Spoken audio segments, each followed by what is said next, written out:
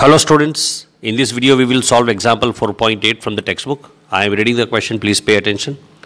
Figure 4.15 shows a long straight wire of a circular cross section, radius A, carrying steady current I.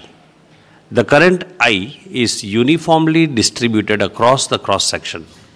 Calculate the magnetic field in the region R less than A and R greater than A. Actually, there are two parts in this question, students. We have to find out magnetic field for R less than A, that means inside the wire, and R greater than A, that means outside the wire. It is again a very simple problem. Let us see the solution. So students, चलो हम इसका solution करते हैं example 4.8 का. Question 4.8 में क्या information दिया है आपको? सबसे पहले तो ये वायर दिया है, ये हमारा वायर है. This is the wire. थोड़ा सा एनलार्ज्ड इमेज वायर का बताया है. वायर में से एक यूनिफॉर्म करंट आई फ्लो करता है. ये करंट यूनिफॉर्म है, यानी कि पूरे वायर में यूनिफॉर्मली डिस्ट्रीब्यूटेड है और करंट स्टेडी है, ऐसा बताया है. स्टेडी करंट होगा तो अपने को वायर के आसपास में मैग्नेटिक फील्ड मिलेगा. ये वायर का क्रॉस सेक्शनल एरिया है. वायर का रेडियस ए दिया है. So this is the cross sectional area of the wire और उसका रेडियस ए दिया है. हमको डिस्टेंस आर पे मैग्नेटिक फील्ड फाइंड करना है और आर की दो पॉसिबिलिटीज हो सकती है. आर ग्रेटर देन ए हो सकता है, यानी कि आर जो है वायर के बाहर होगा, तो वायर के बाहर किसी पॉइंट पर हमको मैग्नेटिक फील्ड ढूंढना है. और दूसरा पॉसिबिलिटी वायर के अंदर किसी पॉइंट पर मैग्नेटिक फील्ड ढूंढना है. तो हम फर्स्ट वाला केस लेते हैं, वायर के बाहर. So case 1 R greater than A. तो देखो स्टूडेंट्स, ये हमारा क्रॉस सेक्शनल एरिया है. वायर का कोई छोटा सा क्रॉस सेक्शन है और हम जानते हैं कि वायर का रेडियस ए है. तो हमने एक इमेजिनरी सर्कल ड्रॉ किया है. ये हमारा जो इमेजिनरी सर्कल है इसको हम बोलेंगे Amperian loop. This is Amperian loop. और ये लूप का शेप कैसा है? सर्कल है. और इसका रेडियस क्या है लूप का? आर. और आर कैसा है? ग्रेटर देन ए. ये याद रखने का. अच्छा, ये लूप का लेंथ यानी कि उसका सरकमफ्रेंस कितना होगा? तो हम लिखेंगे L is equal to 2 pi R. You know this formula for circumference of a circle. So L is equal to 2 pi R. हमको ढूंढना क्या है? Magnetic field. ये जो सर्कल है it is concentric. Circle is concentric with the cross section.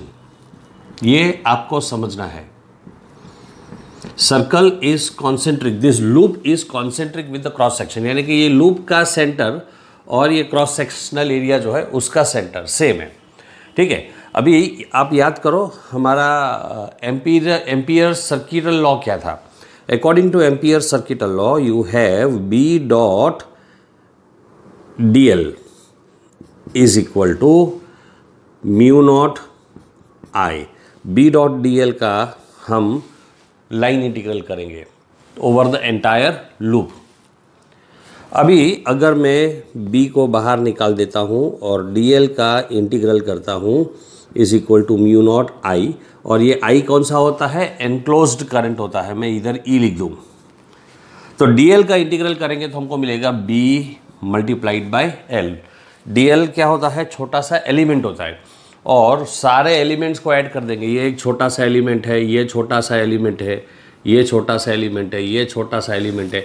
ऐसे सारे elements add कर देंगे तो हमको पूरा लेंथ मिल जाएगा. तो B L is equal to mu naught I. क्यों? आई ई मीन्स क्या होता है? Enclosed current. और ये एनक्लोज्ड करंट कितना है? Equal to I. ये लूप के अंदर एनक्लोज्ड करंट पूरा वायर का करंट है, तो मैंने आई लिख दिया. अब एल की वैल्यू है 2 pi R is equal to mu naught I. So B का फॉर्मूला हो गया mu naught I upon 2 pi R. ये सेम फॉर्मूला जब मैंने आप लोगों को एम्पियर सर्किटल लॉ समझाया था तभी ये डेरिवेशन किया था. ये एक न्यूमेरिकल प्रॉब्लम के फॉर्म में भी पूछा गया है, ये आपको याद रखना है. और ये सिर्फ न्यूमेरिकल प्रॉब्लम नहीं है, this is a very very important formula. It will be very useful to in solving many problems. So well, you can copy this first part of the question. I will go ahead with second part of the question.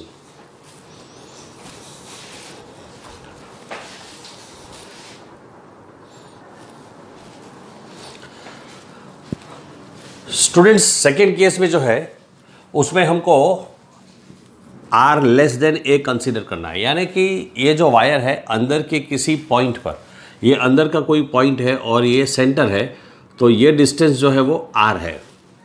उस distance पर हमको magnetic field ढूंढना है, यानी समझो wire के अंदर भी मैग्नेटिक फील्ड हो सकता है। अभी मैग्नेटिक फील्ड कैसे ढूंढेंगे, तो ये जो मैंने रीजन शेडिंग किया है वो हमारा एरिया है, एम्पीरियन लूप का एरिया है। तो इसका अब हमारा एम्पीरियन लूप ये है, एम्पीरियन लूप, और ये जो लूप है मैंने पूरा शेडिंग किया है लेकिन वो ऐसा ही एक लूप होगा बस। तो मुझे according to our Ampere circuital law हमें ये फॉर्मूला मिलेगा बी डॉट डी एल का line integral is equal to mu naught I E. I E क्या है, एनक्लोज करंट है। अब एक बात याद रखो बच्चों कि ये पूरा जो क्रॉस सेक्शनल एरिया था इसमें जो करंट था वो आई था, लेकिन ये जो शेडेड रीजन है इसमें एनक्लोज करंट क्या होगा, आई ई। यानी कि पूरे क्रॉस सेक्शन में से जो करंट पास होता है और ये इतने छोटे से रीजन में से जो करंट पास होता है वो सेम नहीं होगा। इस रीजन में से फ्लो होने वाला करंट ऑब्वियसली कम होगा। तो हमको ये छोटी छोटी बातें समझनी है। मैं पहले बी को बाहर निकाल देता हूँ, तो मुझे मिलेगा integral D L is equal to mu naught I E, और डी एल क्या होता है, डी एल का इंटीग्रेशन हो जाएगा L is equal to mu naught I E. अब याद रखो पहले तो बात ये है कि एल की वैल्यू हो जाती है 2 पाई आर। मुझे ये वाला अंदर वाला सर्कल लेना है और उसका रेडियस होता है 2 पाई आर, सरकमफ्रेंस होता है 2 पाई आर, तो मैंने L is equal to 2 pi R ले लिया। एक बात। दूसरी बात, मुझे आई ई ढूंढना है। मुझे एल मिल गया, अब हमको आई ई ढूंढना है। इस बार आई ई जो है वो पूरा टोटल करंट नहीं होगा, इतना करंट जो है वही एनक्लोज करंट होगा। तो अगर मुझे आई ई ढूंढना है तो कैसे ढूंढेंगे, तो एक बात तो हम समझ सकते हैं कि current is proportional to cross sectional area. Current is proportional to cross sectional area, so enclosed current upon total current will be equal to enclosed area upon total area. I can write like this. ये detail text book में explain नहीं किया इसलिए मैंने थोड़ा detail में समझा दिया है, अक्सर बच्चे इसमें कंफ्यूज हो जाते हैं। अब ये जो एनक्लोज्ड एरिया है इसका रेडियस है r, सो फॉर्मूला हो जाएगा उसका पाई आर स्क्वायर, और पूरा जो वायर का क्रॉस सेक्शनल एरिया है वो होगा पाई ए स्क्वायर, क्योंकि वायर का रेडियस ए दिया है हमको। So I E is equal to I multiplied by pi R square upon pi A square. Pi cancel हो जाएगा, तो I is equal to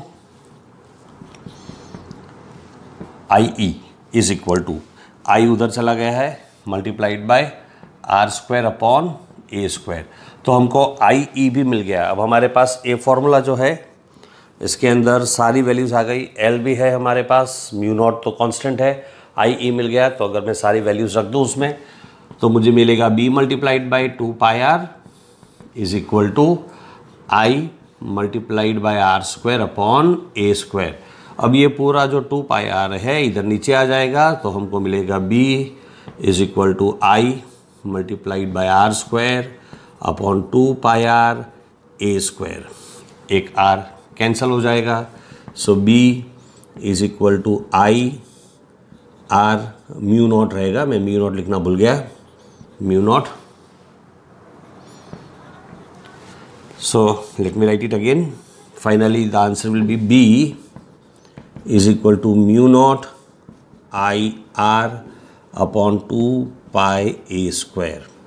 now students see one thing, in this case we got B is proportional to R, where inside the wire,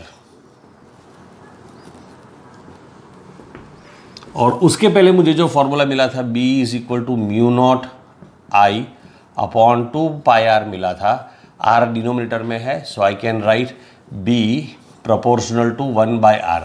So inside the wire B is directly proportional to R, outside the wire B is inversely proportional to R. तो अंदर जैसे जैसे हम centre के नज़दीक जाएंगे magnetic field बढ़ेगा, लेकिन बाहर जैसे जैसे हम सेंटर से दूर जाएंगे मैग्नेटिक फील्ड कम होगा। So this is outside the wire. अभी बच्चों अगर इसका मैं ग्राफ ड्रॉ करता हूँ तो जब लीनियर प्रोपोर्शन होता है, डायरेक्ट वेरिएशन होता है, तो ग्राफ स्ट्रेट लाइन मिलता है। तो अंदर के रीजन में हमको ऐसा स्ट्रेट लाइन ग्राफ मिलेगा, और ये पॉइंट पर यानी कि सरफेस पर मैक्सिमम हमको मैग्नेटिक फील्ड मिलेगा और जैसे जैसे हम बाहर जाएंगे मैग्नेटिक फील्ड ऐसे ड्रॉप होने लगेगा। तो इस तरह का हमको ग्राफ मिलेगा। This is R less than A, this is R equal to A and this region is R greater than A. That is the graph for magnetic field. On x-axis we denote R, on y-axis we denote the magnetic field. So that was all about example 4.8. In the next video we will go ahead with the theory of solenoid and toroid. See you in the next video.